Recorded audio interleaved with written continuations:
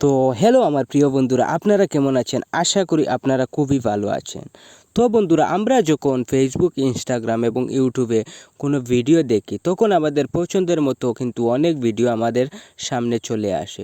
তখন আমাদের মনে হয় যে ভিডিওগুলোকে ডাউনলোড করে গ্যালারিতে সেভ করার জন্য, কিন্তু আমরা সেখান থেকে ডিরেক্টলি কোনো অপশন পাই না যে ভিডিওটাকে ডাউনলোড করার জন্য।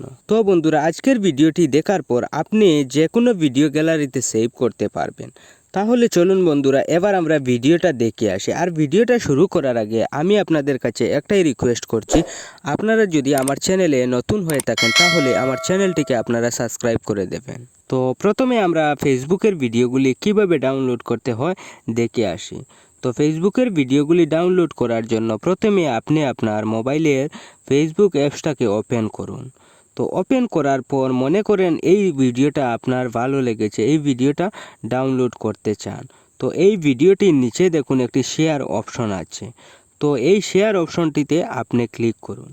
তো শেয়ার অপশনটিতে ক্লিক করার পর নিচে দেখবেন কপি লিঙ্ক বলে একটি লেখা আসবে। আপনি এই কপি লিঙ্কে ক্লিক করুন। ক্লিক করার পর ওই লিঙ্কটি কপি হয়ে যাবে। তো লিঙ্কটিকে কপি করার পর তারপর এখান থেকে ব্যাক হয়ে আবারও মোবাইল স্ক্রিনে চলে আসুন। তো মোবাইল স্ক্রিনে আসার পর আপনি আপনার মোবাইলের গুগল ক্রোম অ্যাপসটিকে ওপেন করুন। তো গুগল ক্রোম অ্যাপসটিকে ওপেন করার পর সার্চে গিয়ে লিখুন সেভ ফ্রম নেট ইন, লিখে সার্চ করুন। তো সেভ ফ্রম নেট ইন বলে লিখে সার্চ করার পর প্রথমের যে অপশনটি আসবে আপনি ওই অপশনটিতে ক্লিক করুন।